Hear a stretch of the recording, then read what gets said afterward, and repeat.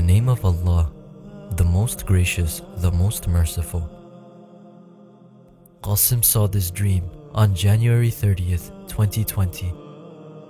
In this dream, I was inside a house in which many other people were also present. While looking around, my gaze lands upon a man who I didn't recognize at first, but then I realized that I have seen this man before. This man is seated on a chair against the wall. Upon careful inspection, I recognize that this man is Imran Khan, and he seemed to be busy with his work. Eventually, I get occupied in my own work. A few moments after, I recalled that I have tried my best to reach Imran Khan and share my important dreams, and now that I have this opportunity, I ought to take advantage of it and speak with him.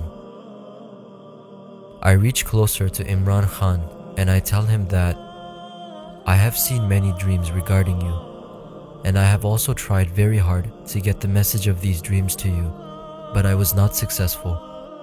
Now that I have this opportunity, I would like to share a dream with you, and I want you to ponder about this dream. And when you have time, come and meet me so that I can discuss the dreams in greater detail, as my dreams are coming true just as I have seen them. I narrate that on July 25th, 2018, a night before the elections, I saw in a dream that you are elected as Pakistan's Prime Minister, but you struggle and fail to fulfill the promises you had made to the people.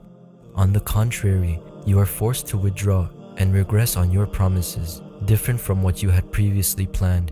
I have also seen the reasons to why you have continued to fail in my dreams. After saying this, I step back and suggest that contemplate about what I have said to you, and when you get a chance, take some time out to meet me. I then move away and it eventually gets dark.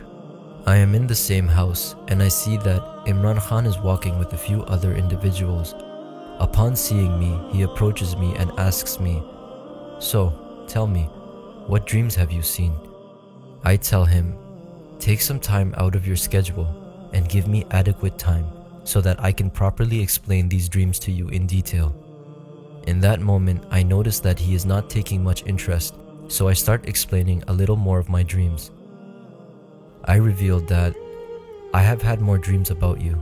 For instance, I've seen that the people surrounding you do not let you work, give you incorrect advice, and misguide you, and they report incorrect information regarding the progress of their work, when in reality, the opposite is happening in Pakistan. Within your party, there are opposing members who have formed internal rifts and groups, and the coalition members are also pressurizing you.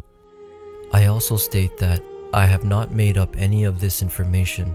I have seen all this in my dreams and have uploaded my dreams as I saw them on YouTube on earlier dates. If you wish, you can verify this information yourself. And I have also seen in my dreams that Usman Buzdar will cause the most damage to your party and hurt its reputation. Upon hearing this, Imran Khan realizes that I have proof for what I say, and he starts taking more interest in the dreams. He proceeds to further discuss with me. He asks, "What other dreams have you seen?" Nearby in the room, I saw 2 chairs, and we both sit on these chairs. As I begin to explain my dreams to him, I say that in the dream I saw on July 25th, 2018, I see that you have become the Prime Minister of Pakistan, but you encounter many difficulties and problems that you are unable to fulfill your promises. Internal party rifts, grouping, and pressure from the coalition also hinder your activity, and you become fed up of these circumstances. You also say, "Why are these people not letting me work properly?" Nevertheless, aside from these things, the most detrimental action that you have done was when you bowed down to prostrate to the shrine in Pakpatan, as it was shirk. And remember that you yourself said that you will not bow down in front of anyone except Allah. Upon hearing this, Imran Khan interrupts me and states, "No, I did not prostrate to a grave. I just kissed the floor, and people have taken this incorrectly and propagated against me." I responded by saying, "No. 2 days after you had prostrated, I saw another dream in which I was shown that even if someone bows, like performing a ruku, in front of anyone else except Allah, that person has also committed shirk. Recall that you yourself used to say, Iyaka na'budu wa iyaka nasta'in, and just to become the Prime Minister, you bowed down in front of someone other than Allah. This is the reason why you no longer have Allah's help, and you have also not repented or asked for forgiveness for your actions. I also saw in another dream that you prioritize on addressing the greater issues in Pakistan and reduce the current account deficit. In doing so, you forget to focus on the increasing prices and inflation, which increases abruptly and reaches a point in Pakistan where you are not able to control it despite your many efforts.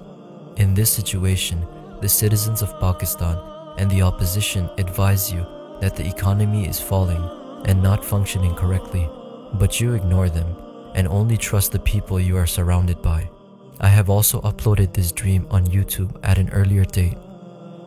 With regards to Usman Buzdar, I saw this dream in 2014 that you and your party members are traveling on a truck. The driver of this truck is not experienced and has not driven a truck before. I warn you that this driver is not suitable for the job and your truck is important. That person will crash your truck somewhere, to which you dismiss my warning saying, "No, this driver is good.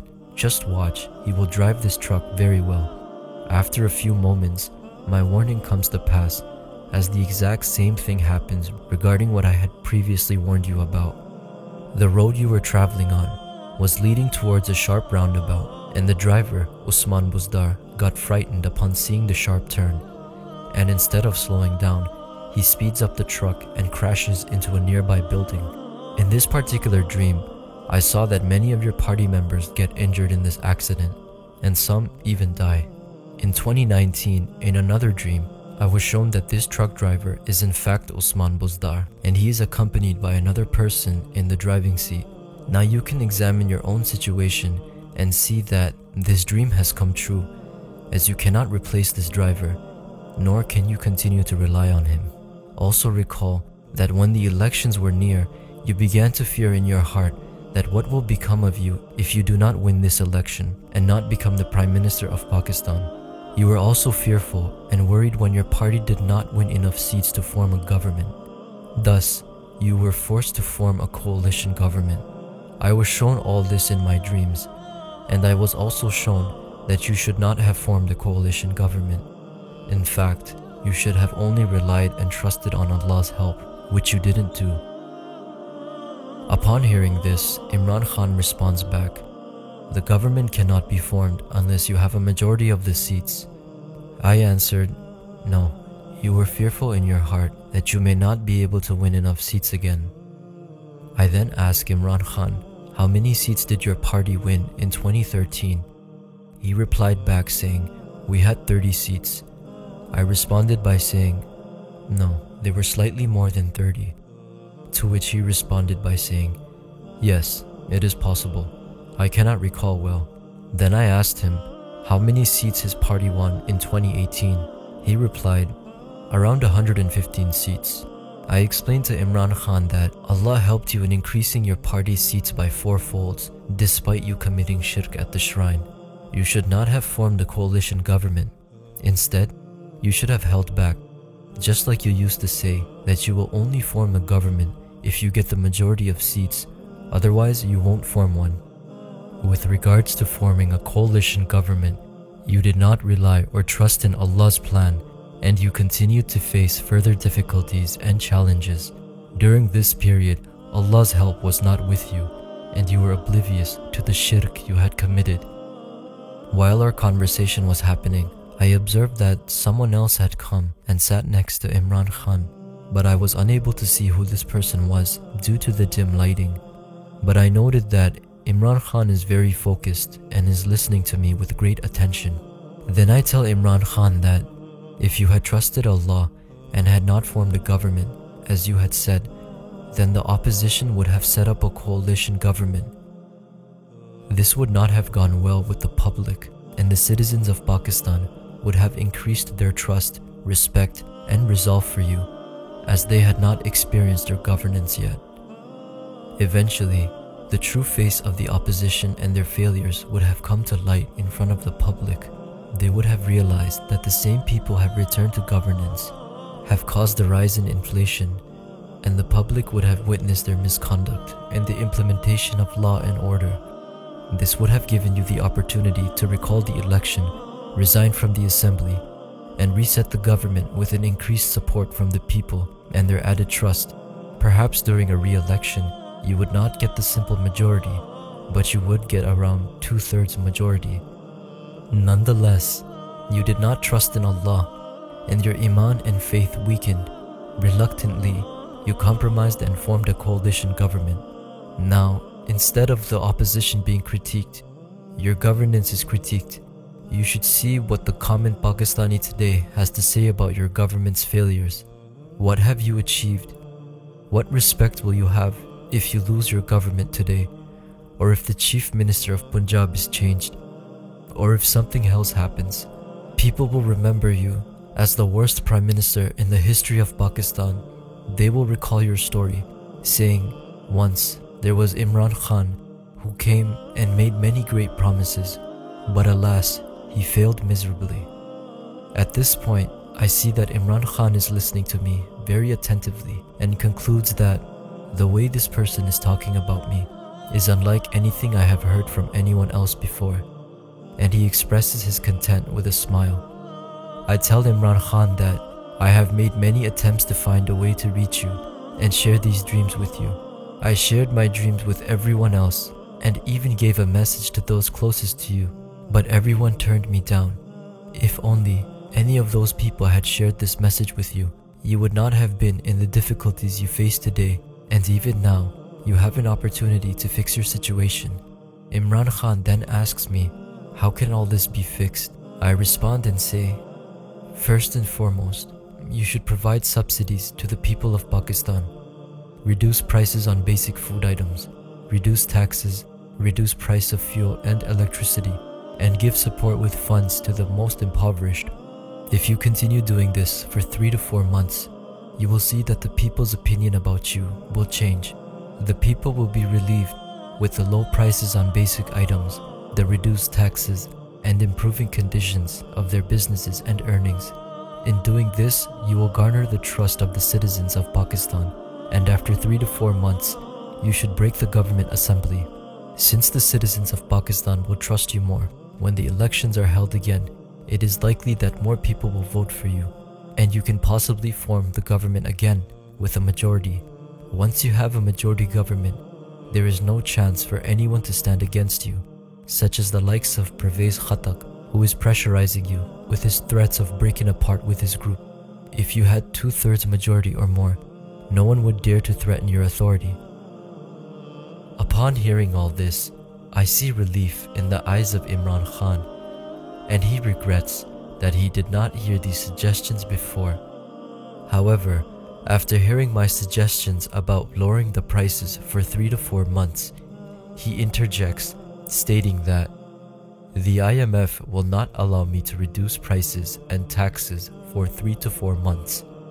I respond by saying, don't be afraid, you are still worried about what the IMF will do and the kind of pressure you will encounter on an international level. You should repent and ask for forgiveness for the shirk you have committed and place your trust solely in Allah. The IMF can't do anything. At most, the IMF will stop giving you further loan funding. What else can they do? But if you do not trust in Allah's plan, you will not be successful. Imran Khan pays great attention to what I have to say, and he expresses relief in hearing the resolution, but he also regrets that he had not heard about my dreams earlier. And the dream ends there.